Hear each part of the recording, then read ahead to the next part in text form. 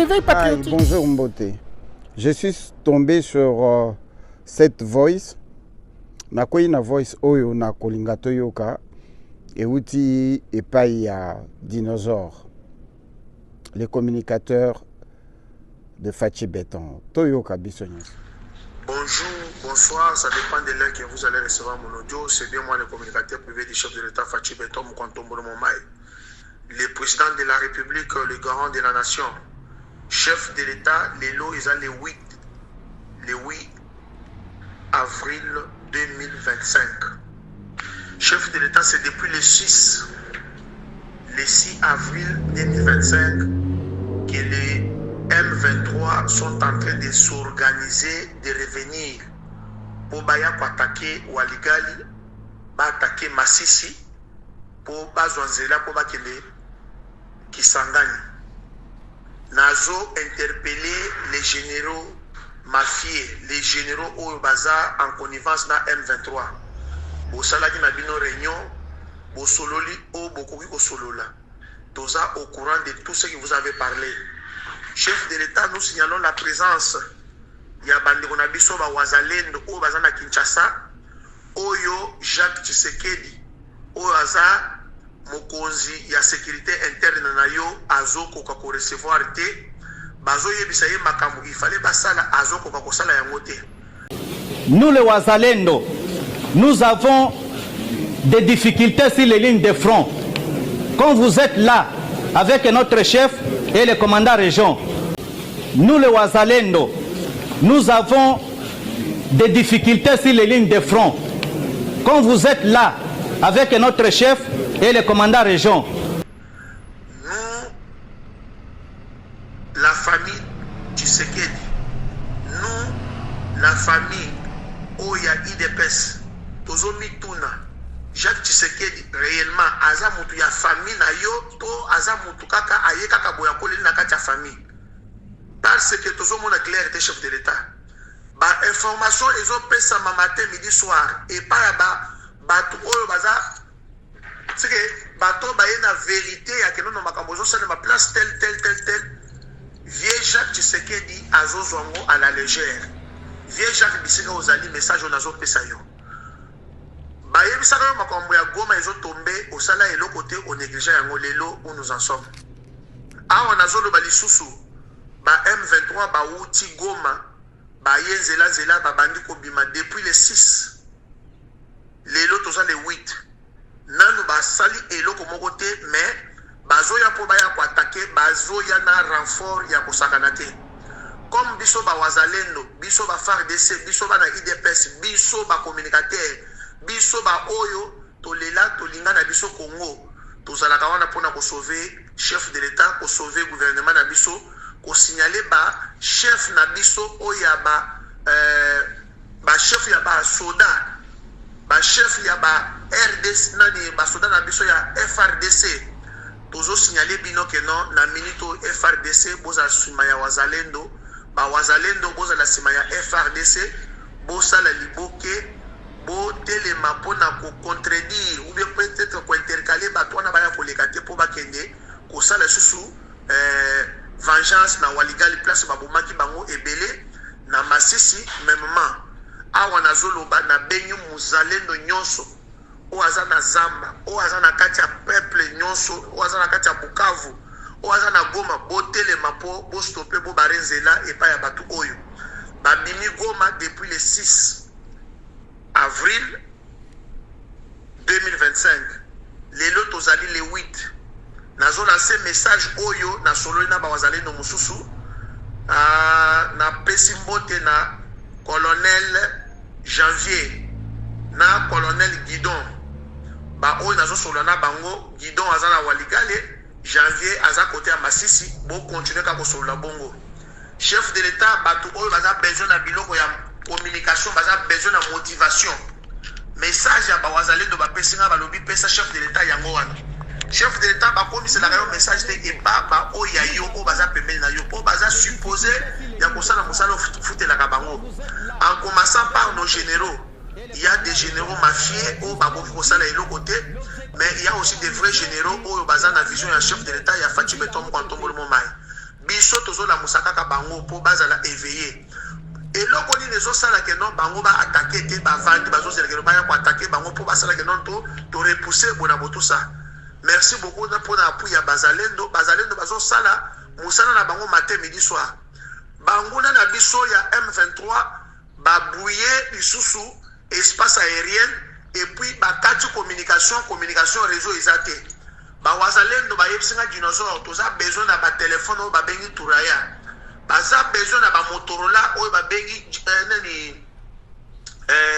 GP300 ya Motorola baza nango besoin baza besoin na ba munitions baza besoin na ba médicaments baza besoin na renfort ya ba soldat na biso ya FRDC po baya ko cha bango appui pour que non ba imbécile wana baya ko zongela lisusu biso te que non pour to ko banda ko ba que non baza ki bona bote depuis que non ba récupérer Waligali depuis bazi mwana mo ya Masisi Guidon et bisinga iboy na janvier ba bisinga ba wazalendo ba bazo conduire ba groupe ya wazalendo ba bisinga dinosaure belela mokonzi mboka ayokela ka pe biso batu oyo bazo zwa message na biso po ba ko komisela ye ba komisaka te message wana zo sukela kaka na plafond et tobulaka ba tolte po ekomela mokonzi mboka awa nazo yebisa mokonzi mboka na entourage nyonso ya ba en commençant par les DIRCAB qui est aussi corrompu DIRCAB wazo komisa message à Wazalendo et pas chef de l'État.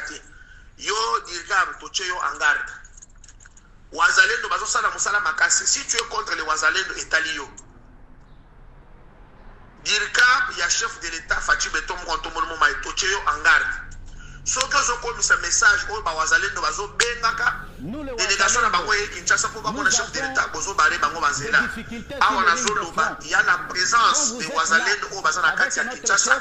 Bayaki ba solo na Jacques Tshisekedi Jacques Bisika Ozali o solo na batwana mais ozo négliger bango nde mutu bazo sala ke non ba pesa FRDC na biso zela kuna bazala makasi l'union fait la force pour que non to résister ndenge bazo résister wana bon négliger batwana te batwana baza besoin na médicament baza besoin na renfort baza na besoin que ntango bazo so bamboka bango ba continuer batiki base na bango na sima en cas ya renfort bazo so tra na sima et renforcer bango et puis et ravitailler bango biloko kolia et ravitailler bango ba munitions et ravitailler bango ba savon biloko ngo baza nango besoin biloko kolia ration ezate et puis prime d'encouragement motivation ezapete chef de l'État pesa ka motivation na prime d'encouragement ya ba wazalendo na ba FARDC na biso baza na front bino bolia kango boza la motema malam quelque chose se prépare à Kinshasa chef de l'État renfort il y a basoda na biso ou bien ko renforcer lisusu sécurité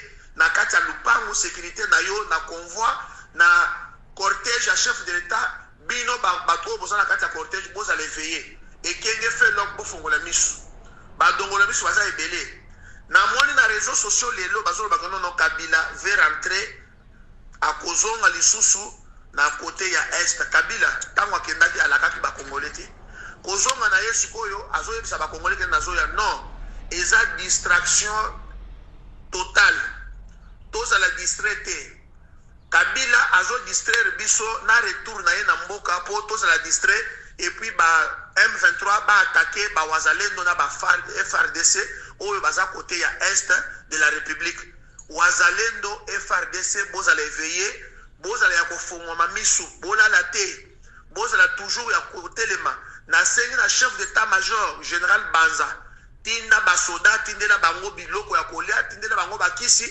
tindela bango déjà ba munitions bazala déjà imbécile wana bakosala ke non balingi basala buzoba basakaje bango baboma bango lokola bampese po babetamaki semaine passée bazo konjoka kobetama baza na tanda ke non ba ridiculiser bango soit disant baza na ba payer ebele o baza na sima na bango. Mais wazalendo na FRDC ba beti bango vous n'avez pas l'idée ba ridiculiser bango ba keko zo renfort etikala na Goma bazoya na bango maleme po ba ya ko réattaquer ba wazalendo na FRDC na sengi na gouverneur militaire Eva Bisika Ozali tolimbisa yo pona batenia ba commando oteka muyibi tika muyibi na yo sana musala na vision ya Mukwantombolo ozana hélicoptère bisika ozali memaka ba munitions na biloko kolia ravitailler ba wazalendo bazana front na bato bazana Masisi hélicoptère wana eza ya yo ya kobata kokita nango kosala mosala ya makambo na yo mosusu te. Sala mosala ya mboka, défendre bana mboka, zala na idée moko na bawazalendo na ba FRDC baza kuna même moral comme ça tokolonga bitumba oyo to aider chef de l'état to kende kaka na ndenge makambo ezo kendela wana to zela teke no baya ko attaquer biso po bino boya ko sala nini bo kende siko ko sala appui non na minute bino fo bo kenda ka bo repousser bango tindenga to kozonga bisika to zalaka na kata bunanga to récupérer bunanga na pesi ba commanditaire ya bitumba oyo na est ya wazalendo na pesi bango force mobule zalate bo kende kaka ndenge bozo kende wana ba téléphone bosenga ya toreya ezoya ba ration bosengi ezoya biloko kolia nyonso basana ngo besoin ezoya ba munition ezoya manduki bosengi to komisi message e comme le chef de l'état mutu nyonso kozango akomisa yango bola muka mutu nyonso azala aner mutu nyonso azala mutu a sécurité bola la communauté congolais et congolaise biso nyonso to telema po to aider mokonzi mboka banguna baza ebele to dévoiler bango to pesa to livrer bango na maboko ya batu ya sécurité basala mosala na bango bino batu ya aner oyo boza côté ya est na bendi bino matoi bofongola miso CNS bofongola miso service ya renseignement militaire bofongola miso bino nyonso. Merci beaucoup, c'est bien moi les grands dinosaures na pesi message oyo bo partager yango wazalendo toujours FRDC toujours likolo eloko makasi. Merci beaucoup. Bandeko bouti kolanda dinosaure le communicateur a outi ko passer message na message na ye asengi na moto nyonso akoka message oyo a relayer yango et apesi donc apesi biso permission soki nga nazwi courage ya ko relayer message oyo ezali parce que namoni importance nango.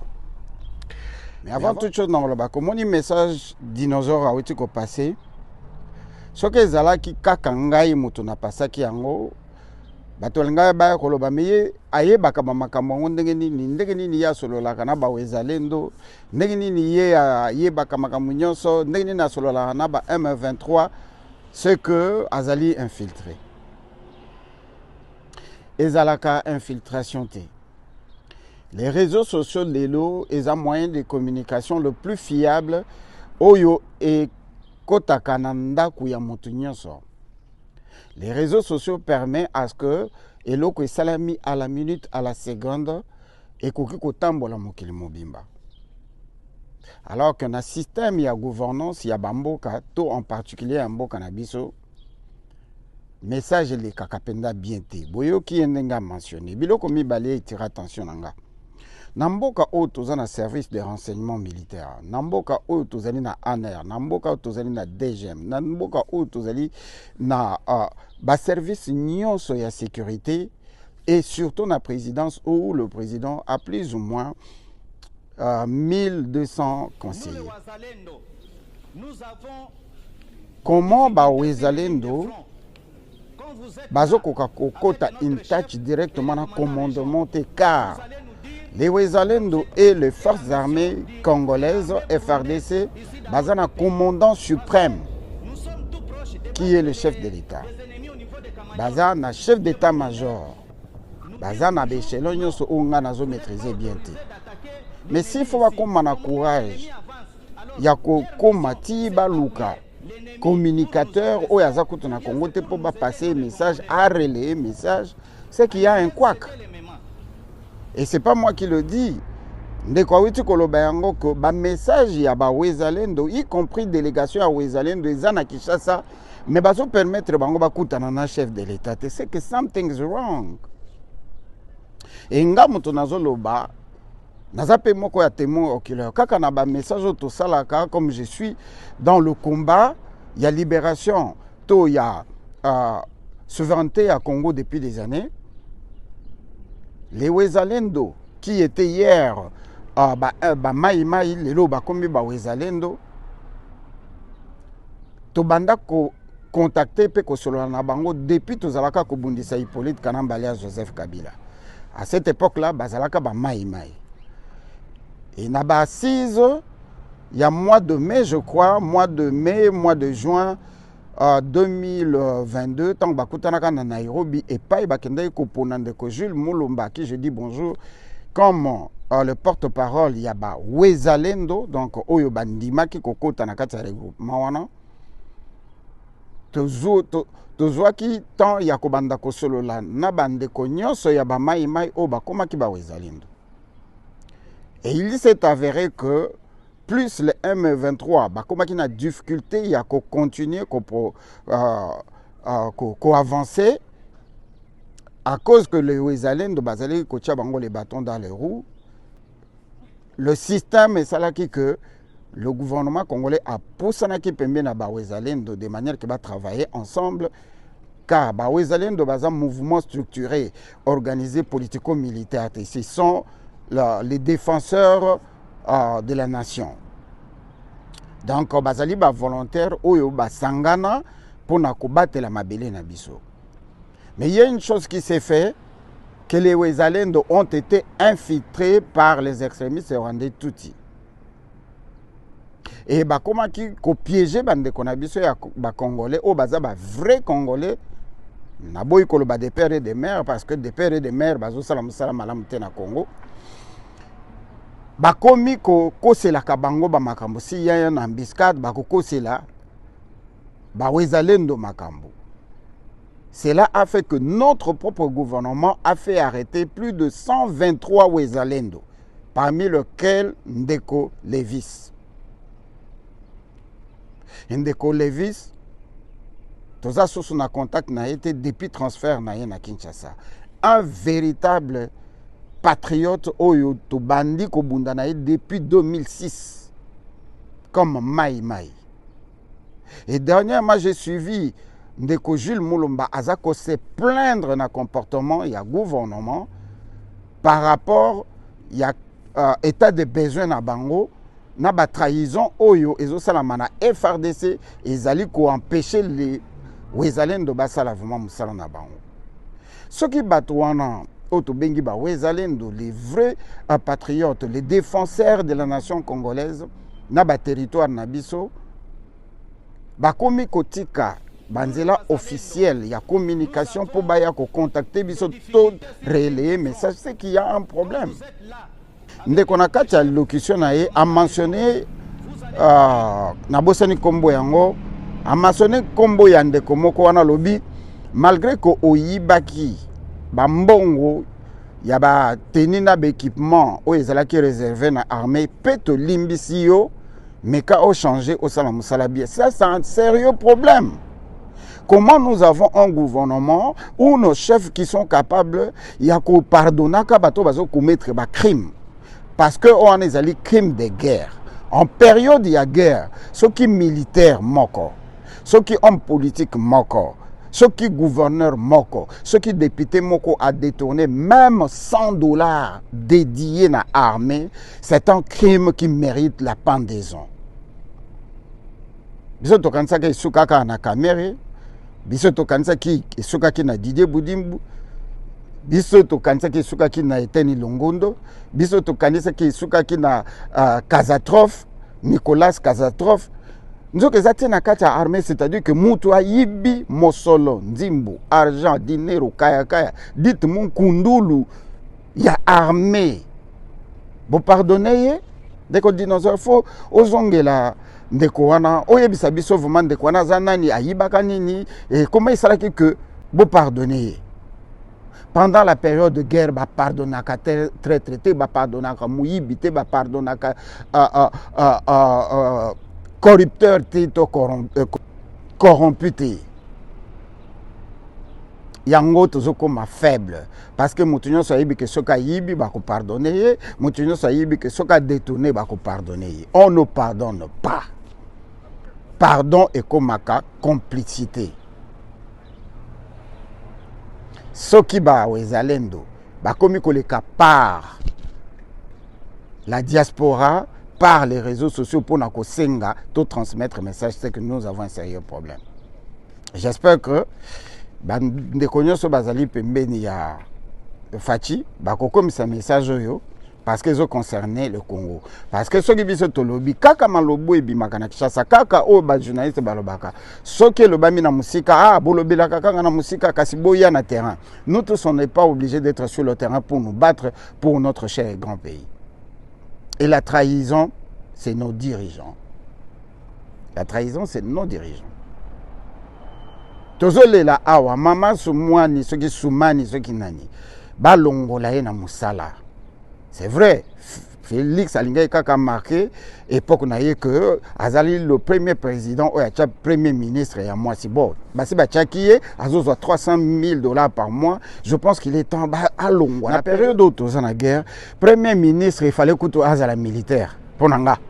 Mobutu Salakango, c'est vrai que Bogoloba Mobutu Salango bonge changer kanini té. Tous en a pour ça ya mama alongwa apema. Wana makanisi nanga. Mais lelo tozolo belande wezalendo. Nani wezalendo? Wezalendo ezali yo, ezali ye, ezanga. Wezalendo lingi seulement koloba patriote. Muzalendo, patriote. Alors, oyo tozo sala ezali le patriotisme. C'était mon indignation avec honorable Maître Dino. Merci Dinosaure, merci. Le message est passé.